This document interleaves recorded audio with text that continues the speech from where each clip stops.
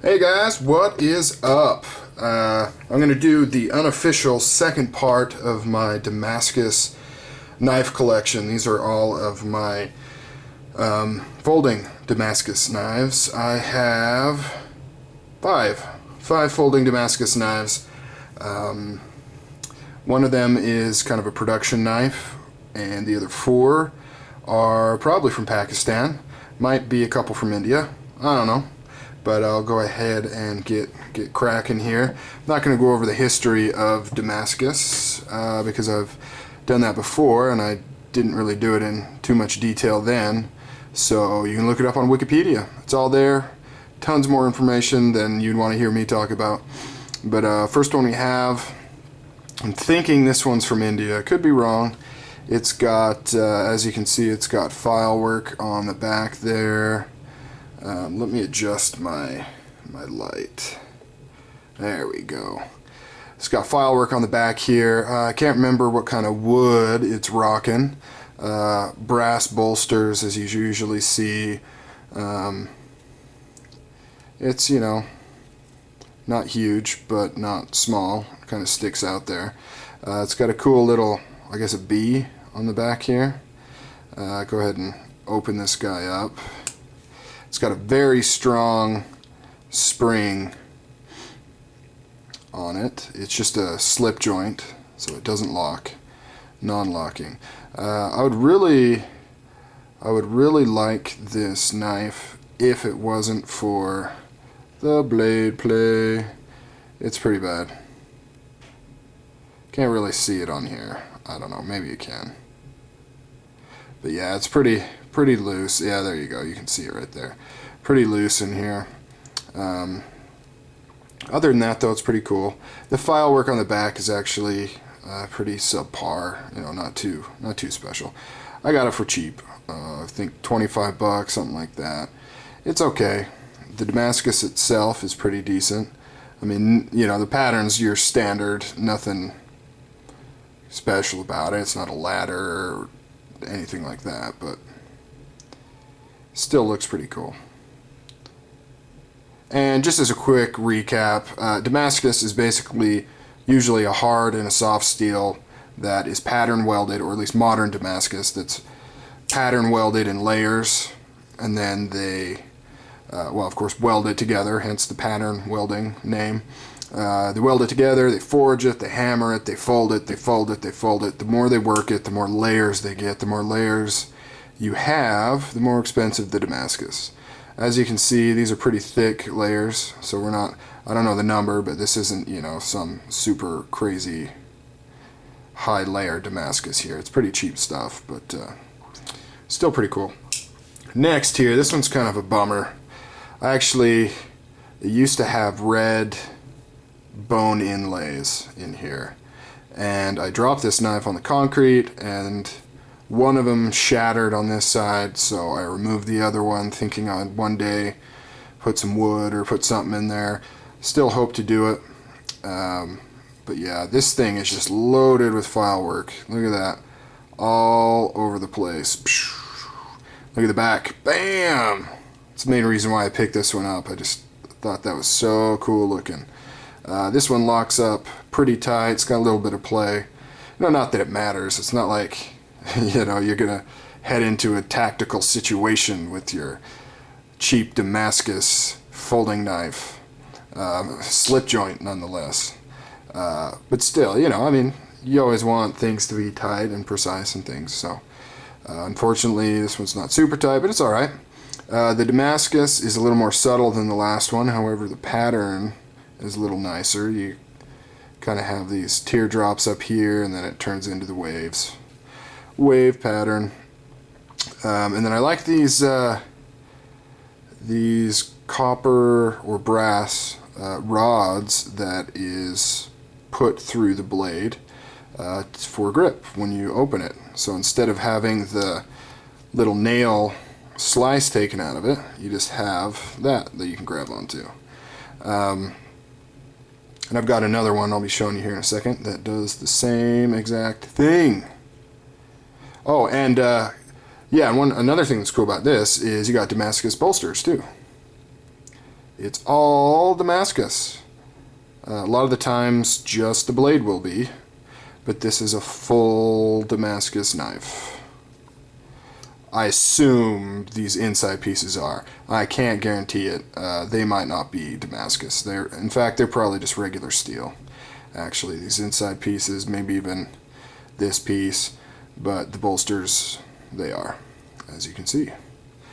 Next up, we've got the little production. This is a little Boker lady something or other. It's like a little baby knife. You know, cute little purse knife. I was actually a little disappointed in this. Not that it was expensive, but this is a lock back, by the way. So you can see the tension there. Locks up nice, good, tight, super tight. It's a little gritty. I don't know why. There must be, you can hear it. It is a little gritty. The Damascus is okay. As you can see there, Damascus steel, something, what does that say? Oh, it says the layers. Let me see if I can read. 50, I think they're claiming 57 layers. I don't know if that's true or not. You got the typical design, you know, the bolsters here. I think this is rosewood, if I remember correctly. I don't know my woods that well. But it's kind of cool. It's little. It's a little tiny baby knife. Little lady knife. When I bought it, I didn't really fully read the specs. So I didn't know I was getting a little baby girly knife. But it's still pretty cool. And, you know, in retrospect, I'm like, oh yeah, well, at that price point, obviously it was. But I got it on eBay. I thought maybe I was getting an awesome deal or something. But it's still, it's decent. It's a cool little knife. I'm glad I have it in my collection. Next up, we've got another one that I think is Indian. A lot going on in this knife, boy. Look at that. That is pretty out there. You've got the buffalo horn right here. You've got the camel bone. Then you've got solid brass bolsters that have this. I don't think that's an engraving. I think it's a stamp, I guess you would say. Probably when it's still. That's what I would assume. They heat it up afterwards, or I don't know. Brass is pretty soft, but yeah, it looks like it's a, you know, press that in there. You know, the overall fit and finish on this, I really love the file work on the back, but the fit and finish is good. Everything, see right there, there's no gaps.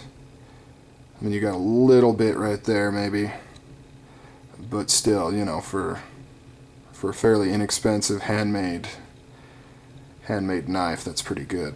And this is the other one that's rocking the little brass pins to open it. This one's got a tad bit of blade play as well. Slip joint, once again. I'm thinking that these two come from probably the same locale. I mean, obviously you've got a lot of the same stylings going on. But really like, look at that glare on that edge. That's pretty cool. Really like the Damascus on this. Looks really good. It's consistent on both sides. Sometimes the etching will kind of take more effect on one side than the other. And the etching, by the way, is, a lot of people get confused because, you know, people will say that fake Damascus is just an etched pattern, which is true, but then real Damascus is also etched, so it gets kind of confusing. But fake Damascus, this would all be solid single steel, and then they'd kind of just acid etch a groovy pattern into it, and usually they'll sell it as a Damascus patterned blade as opposed to Damascus steel. But this is actually etched, and that's how they bring out, because normally you wouldn't see this much contrast. You know, the types of steel are not different enough that you would see this pattern. What they do is they etch it, and it etches away the softer of the two steels, and it allows it to get that darker color, whereas the harder steel remains shiny. You know, and sometimes they change the content. They'll add nickel to it to make it really bling bling, which may be the case here because this is really, you know, really shiny. But yeah, I like this knife. It could be a user, of course. It feels good in the hand. generally I'm not a big slip joint fan, at least for using anyways. I'd rather use a locking blade, but you could do it. Now you can do whatever the hell you want. But there's that one. I really like this one. This one's cool. This is one of the more recent ones I got after I haven't really looked at Damascus blades in a while. I think I've got enough. But yeah, this is one of the later ones I got. I like it. Now here's my favorite. Nothing too fancy. It's kind of like just a big old buck knife. It's a lockback as well. This one locks up a lot tighter than the others. It's got a tad bit of play. I'm thinking this is a Pakistani. The fit and finish is great. The brass has some scratches on it, but who cares? But as far as everything fitting in tight, it's just fine. You've got this file work here. You've got the brass liners with the file work, and then the steel in the center. You've kind of got this lightly jimped back here. And of course, this is the classic camel bone. The pins in here, they've done the trick where they, you can barely see them, one right there and one right there, where they buff it to so flat that you can't even see them in there, but they're there. But it's got a pretty crazy Damascus pattern. It's really woody looking, almost like bark, You got the file work coming up here. It's just a hollow ground blade. Pretty cool. I really like it though. It's just got this solid, super solid feel to it that I really like. This is one of the earlier ones I got. Very well centered, especially for a knife like this. Generally, it's really hard to find a centered blade in these kind of cheap, foreign-made guys. But yeah, that's that. This is my entire Damascus collection between this one and then the fixed blade video I did. All of them, right here. That's it. I don't know if I'll get any new ones. If I do, it'll probably be a US-made production version. Something from, I know Kershaw did a few Ken Onions with Damascus, and not too outrageously priced, so might get one of those. I don't know. But yeah, so have fun. Catch you guys later.